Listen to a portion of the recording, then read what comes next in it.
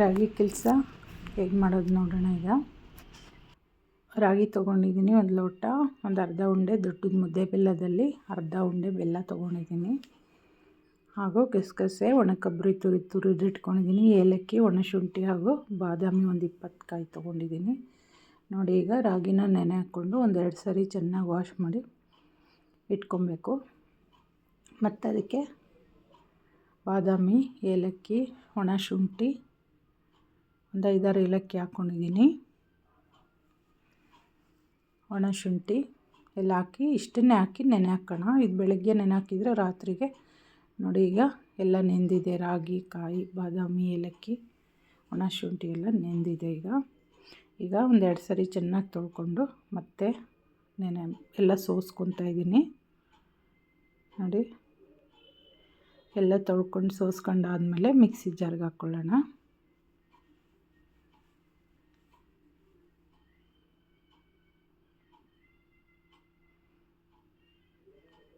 ಈಗ ನುಣ್ಣಗೆ ರುಬ್ಕೊಂಬರೋಣ. ನೋಡಿ, ಈಗ ಒಂದು ಪಾತ್ರೆ ಕೆಳಗೆ ಸ್ಟ್ರೈನರ್ ಇಟ್ಕೊಂಡು ಅದ್ರ ಮೇಲೆ ಒಂದು ತೆಳುವಾದ ಬಟ್ಟೆ ಹಾಕ್ಕೊಳ್ಳೋಣ, ಈ ರಾಗಿ ಹಾಲನ್ನ ಸೋಸ್ಕೊಳ್ಳೋದಕ್ಕೆ. ಈಗ ನೈಸಾಗಿ ರುಬ್ಕೊಂಡಂಥ ರಾಗಿ ಹಾಲನ್ನ ಹಾಕಿ ಬಟ್ಟೆಯಿಂದ ಸ್ಟ್ರೈನರ್ಗೆ ಹೋಗಿ ಸ್ಟ್ರೈನರಿಂದ ಪಾತ್ರೆಗೆ ಹೋಗುತ್ತದು. ಹಂಗಾಗಿ ನೀಟಾಗಿ ರಾಗಿ ಹೊಟ್ಟೆ ಏನಿದೆ ನೀಟಾಗಿ ಸೋಸ್ಕೊಂಡು ಹಾಲು ಮಾತ್ರ ಕೆಳಗೆ ಹೋಗುತ್ತೆ. ನೋಡಿ, ಈ ರೀತಿ ಬಟ್ಟೆನೆಲ್ಲ ರೌಂಡ್ ಮಾಡ್ಕೊಂಬಿಟ್ಟು ನೀಟಾಗಿ ಹಿಂಡ್ಕೊಂಡು ತೆಗಿಬೇಕು. ಹಾಲನ್ನು ಸೋಸ್ಕೊಬೇಕು. ಇದು ಬೇಸಿಗೆ ಟೈಮಲ್ಲಿ ಮಾಡ್ಕೊಂಡು ತಿಂದರೆ, ತುಂಬ ಬಿಸಿಲಿರೋ ಟೈಮಲ್ಲಿ ಹೊಟ್ಟೆಗೆ ತುಂಬ ತಂಪಾಗುತ್ತಿದ್ದು ರಾಗಿ ಕೆಲಸ. ನೋಡಿ, ಇದನ್ನ ಸೋಸ್ಕೊಂಡಿರೋ ಒಟ್ಟನ್ನು ಮತ್ತೆ ಸ್ವಲ್ಪ ನೀರು ಹಾಕಿ, ಒಂದು ಅರ್ಧ ಲೋಟದಷ್ಟು ನೀರು ಹಾಕಿ ಮತ್ತೆ ಮಿಕ್ಸಿಗೆ ಹಾಕ್ಕೊತಾ ಇದ್ದೀನಿ. ನೋಡಿ, ಮತ್ತೆ ಹಾಕ್ಕೊಂಡೀಗ ಅದನ್ನೆಲ್ಲ ಒಂದು ಸ್ಪೂನ್ ಸಹಾಯದಿಂದ ಈ ಥರ ಹಾಲೆಲ್ಲ ಇಳಿಯೋ ತನಕ ಸೋಸ್ಕೊಬೇಕು. ಮತ್ತು ಉಳಿದಿರೋಂಥ ಮಿಕ್ಸಿ ಜಾರಲ್ಲಿರೋ ನೀರೆಲ್ಲ ಹಾಕ್ಕೊಂಡು ಒಂದು 2ರಿಂದ 3 ಸರಿ ಈ ಥರ ಮಿಕ್ಸಿಗೆ ಹಾಕಿ ನಾವು ಒಂದು 2-3 ಗ್ಲಾಸಷ್ಟು ನೀರು ಹಾಕ್ಕೊಂಡು ರುಬ್ಕೊಂಡು ಈ ರೀತಿ ಗಟ್ಟಿಯಾಗಿ ಹಿಂಡಿ ತೊಗೊಂಬಿಡಬೇಕು. ಈ ಒಟ್ಟನ್ನು ತೆಕ್ಕೊಂಬಿಡ್ಬೇಕೀಗ. ಒಟ್ಟು ಇದೇನಿಲ್ಲ, ಈಗ ಹಾಲೆಲ್ಲ ತೊಗೊಂಡಿದ್ದೀವಿ, ಹೊಟ್ಟೇನು ಬೇಡ, ಈಗ ತೆಗೆದ್ಬಿಡೋದು. ನೋಡಿ,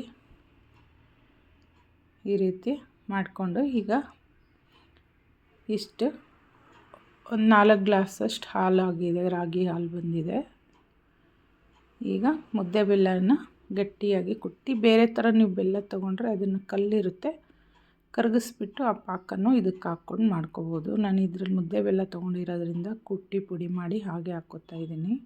ಅದರಲ್ಲೇನು ಕಲ್ಲುಗಳಿರೋದಿಲ್ಲ, ಅಷ್ಟು ನೀಟಾಗಿ ಕ್ಲೀನಾಗಿ ಇರುತ್ತೆ ಮುದ್ದೆ ಬೆಲ್ಲ. ನೋಡಿ, ಚೆನ್ನಾಗಿ ಕುದಿಸ್ಬೇಕು ಹಾಲನ್ನ.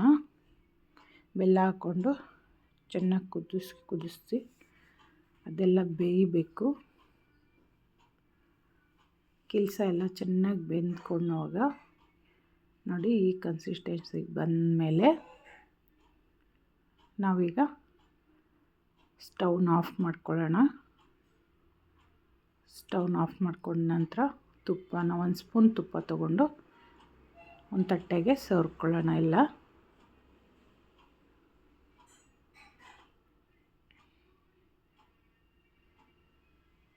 ನೋಡಿ, ಈ ರೀತಿ ಸುತ್ತ ತಟ್ಟೆಗೆ ಎಲ್ಲ ಸ್ಪೂನ್ ತುಪ್ಪದಲ್ಲಿ ತಟ್ಟೆ ಎಲ್ಲ ಸವರ್ಕೊಬೇಕು.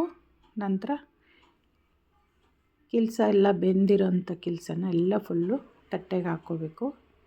ಎಷ್ಟು ದಪ್ಪ ಇಡಿಸುತ್ತೋ, ತುಂಬ ಇಡಿಸುತ್ತೋ ತುಂಬಾ ಆಗ್ಬೋದು, ಅಷ್ಟು ಹಾಕ್ಕೊಂಡ್ರೂ ನೀಟಾಗಿ ಬರುತ್ತೆ. ಎಷ್ಟಿದೆಯೋ ಅಷ್ಟು ಹಾಕ್ಕೊಂಡಿದ್ದೀನಿ. ಇವಾಗ ಇಷ್ಟು ಒಂದು 3/4 ತಟ್ಟೆ ಅಷ್ಟು ತುಂಬಿದೆ. ಈಗ ನೋಡಿ, ಲಾಸ್ಟಲ್ಲಿ ಈಗ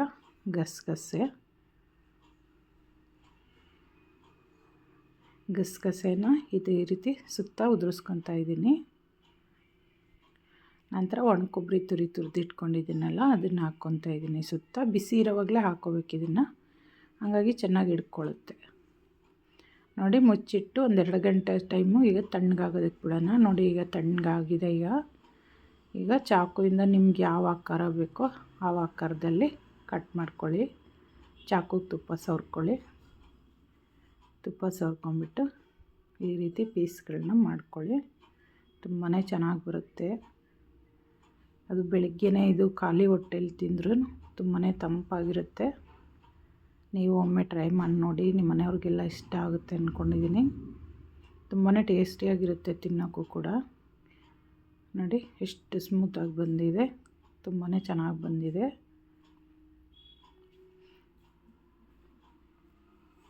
ನೋಡಿ ಈ ರೀತಿ ಸ್ಮೂತಾಗಿ ಬರುತ್ತೆ. ನೀವು ಪೀಸ್ಗಳನ್ನ ಯಾವುದೇ ಆಕಾರದಲ್ಲೂ ಕಟ್ ಮಾಡ್ಕೋಬೋದು. ನೋಡಿ ಇದ್ರ ಮೇಲೆ ಈಗ ಸ್ವಲ್ಪ ತುಪ್ಪ ಹಾಕ್ಕೊತಿದ್ದೀನಿ. ಈಗ ಸರ್ವ್ ಮಾಡೋದಕ್ಕೆ ಈ ರೀತಿ ತುಪ್ಪ ಹಾಕ್ಕೊಂಡು ಸರ್ವ್ ಮಾಡಿ ತಿಂದರೆ ತುಂಬಾ ಟೇಸ್ಟಿಯಾಗಿರುತ್ತೆ. ನೀವು ಒಮ್ಮೆ ಟ್ರೈ ಮಾಡಿ, ತುಂಬಾ ಸೂಪರಾಗಿ ಬರುತ್ತೆ.